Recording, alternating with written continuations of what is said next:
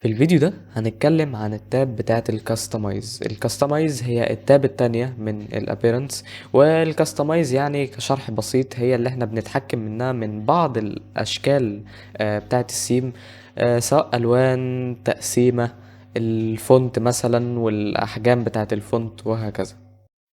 طبعا انا هنا فتحت الداشبورد العادية بتاعتنا عشان نروح للكاستمايز. بنشاور هنا على الابيرنس وهنلاقيها اللي هي بعد السيمز على طول كاستمايز هنا، ندوس عليها. طبعا ميزة كبيرة قوي في الكاستمايز اللي هي بتفتح لايف بريفيو للموقع وانت شغال، يعني التعديلات اللي انت هتعملها من هنا هتلاقيها هنا بتظهر قدامك في نفس الوقت. بس في بقى شوية كلام مهم لازم نقوله عن الكاستمايز. يعني فكرتها اللي انت بتعرف تغير على كل الاعدادات بتاعه السيم، وخلي بالك قوي من الكلمة دي، السيم اللي انت شغال عليها وبعض الاعدادات برضو في الووردبريس نفسه. بس تعالى نرجع للكلمة بتاعت نعدل على السيم.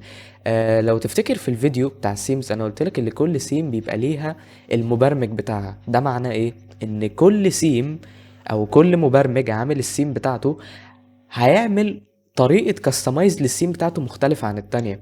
يعني انت لو نزلت سيم تانية غير بلوكسي هتلاقي ان الجنرال اوبشنز والبوست تايبس الكور ده بيبقى ثابت. خلي بالك من حاجة، الكور ده من السايت ايدنتي والمنيوز والويدجتس والهوم بيج سيتنجز والاديشنال سي اس اس، دي بتبقى ثابتة في كل حاجة حتى هنا اسمها كور. اما غير كده كل الحاجات دي ليها علاقة بالسيم. وعشان تفهم قصدي تعالى نخرج من الكاستمايز ونفعل سيم تانية، وليكن مثلا السيم دي، وتعالى نروح عند الكاستمايز تاني. بص، خلي بالك من حاجة، السيم ليها قدرة اللي هي اصلا تشيلك الكاستمايز وتشيلك المنيو وتخلي الكاستمايزيشن بتاعها بشكل تاني خالص. بس يعني تعالى نخلي ايه، نجيب سيم بسيطة شوية مش متطورة بالمنظر ده عشان نفهم القصد. وهتلاحظ كمان اللي هو هنا بيضيف لك حاجات تانية غير اللي موجودة باي ديفولت. اوكي، ونروح عند الكاستمايز نشوف الكاستمايز هيبقى عامل ازاي، شكل تاني خالص. بس لو تلاحظ هنا ساب لك شوية حاجات من الكور اللي هي المنيوز والويدجتس والهوم بيج سيتنجز والاديشنال سي اس اس، دي حاجات دايما ثابتة. وهتلاحظ اللي هو هنا ضاف لك حاجات تانية، يعني الاديشنال والفوتر حاجات تانية بقى. يعني ايه، لازم كل سيم انت تفهم هي شغالة ازاي قبل ما انت ما تتعامل معاها ككستمايزيشن. عشان كده انا بقول دايما ان احنا نستعمل بلوكسي، عشان انا في الكستمايزيشن هشرح الكستمايزيشن بتاعها هي. بس ده طبعا هيبقى في فيديو تاني لما نتعمق في السيم نفسها. بس اللي انا عايزك تعرفه في الفيديو ده بس عن الكستمايزيشن الحاجات الكور هي اللي احنا نتعلمها. وبعد كده في فيديوهات السيم نفسها اقول لك بس زي ايه اللي احنا نكستمايز اي سيم، وازاي تتعامل مع الدوكيومنتيشن بتاع اي سيم عشان تفهم الكستمايزيشن بتاعهم شغال ازاي. تعال نبدأ هنا بالكور. الكور فيه 5 حاجات. السايت ايدنتيتي، واحنا لو دوسنا عليها هنلاقي هنا السايت تايتل والتاج لاين. انا عايز اقول لك الحاجتين دول هيتعدلوا من مكان تاني اصلا، ودايما احنا هنعدلهم من مكان تاني. بس يعني انا عايز اقول لك اللي هم بيتعدلوا من هنا. ايه السايت تايتل؟ تعالى نعمل F11 كده.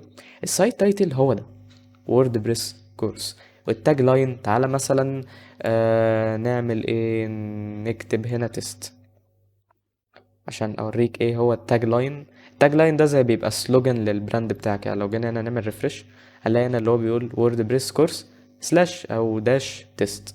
حلو، تمام. ايه السايت ايكون؟ السايت ايكون دي حاجه ناس كتير يا بتنساها يا ما بتبقاش عارفه بتتعمل منين. شايف الايقونه بتاعت الووردبريس الصغيره اللي هنا دي؟ بتتعدل من هنا. لازم ترفع ايقونه 500 بكسل في 500 بكسل، ده الريكومنديشن يعني. وبتقول له هنا سيلكت ايكون. طبعا انت بتبقى عامل لها ديزاين حلو كده ولايق على المكان ده. وبتقول له في الاخر ببلش لما تيجي تغير حاجه عشان يعمل سيف للتعديلات بتاعتك. وبعد ما تعمل ريفرش هتلاقي الايقونه هنا اتغير. دي كده بالنسبه للسايت ايدنتيتي. حلو، هنروح هنا للمنيوز. بص المنيوز اصلا ليها فيديو لوحدها، فصدقني المنيوز اللي انت تتحكم فيها من هنا هي ملهاش اي لازمه. دي حاجه للاطلاع، عايز تشوفها ماشي، تاخد للعلم ده. مش عايز تشوفها عادي، مش هتأثر يعني على الشغل بعدين. نفس الكلام في الويدجتس، ليها اصلا مكان تاني بيتعدل منه. الهوم بيج سيتنجز دي ليها يعني مكان في السيتنجز، لما نخش يعني في التاب بتاعت السيتنجز بتتعدل منها، ممكن لا انت تعدلها من هنا تعدلها من هناك، بس انا افضل اللي احنا اي حاجه ليها علاقه بالسيتنجز، سواء التايتل بتاع الويب سايت والتاج لاين او الهوم بيج سيتنجز، دي بتتعدل من التاب بتاعت السيتنجز نفسها مش من الكاستمايزيشن. حاجه من اهم الحاجات اللي احنا دايما هنرجع لها في الكاستمايزيشن هي الاديشنال سي اس اس. ايه الاديشنال سي اس اس؟ السي اس اس يعني للي ما يعرفش هي لغة للستايل بتاع الموقع. بتكتب هنا اكواد عشان تعمل ستايل بسيط للموقع. بس هنا هتقول لي استنى، انت كده بتضحك عليا، عشان انت قايل في الكورس ده اللي احنا مش هنكتب سطر كود.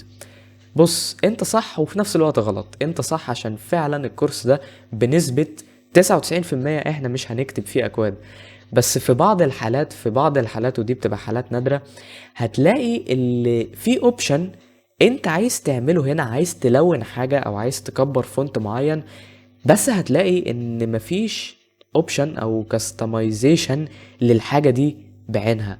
فهنا هتضطر اللي انت تلجأ اللي انت تكتب كود سي اس اس. هتقول لي طب انا كده لازم اروح اتعلم لغة السي اس اس؟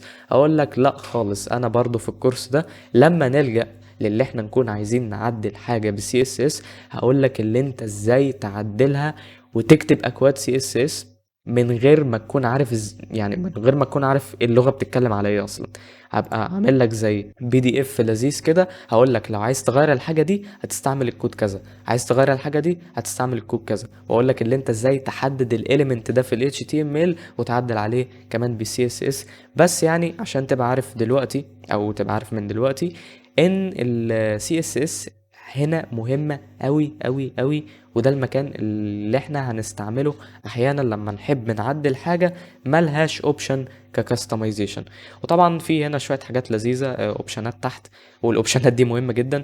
اللي انت ممكن تشوف الموقع بتاعك في التابلت عامل ازاي، ونفس الكلام في الموبايل. يعني لو انت شغال ريسبونسيف، وطبعا هنروح لحته الريسبونسيف دي واقول لك ازاي نعدل عليها. يعني لو انت عايز تشوف شكل الموقع كتابلت او موبايل وتعمل كاستمايزيشن عليهم. ونفس الكلام هنا، دي بقى برضو ميزة كويسة لو انت عينك بتتعبك شوية من اللايت مود، ممكن تخليه هنا دارك.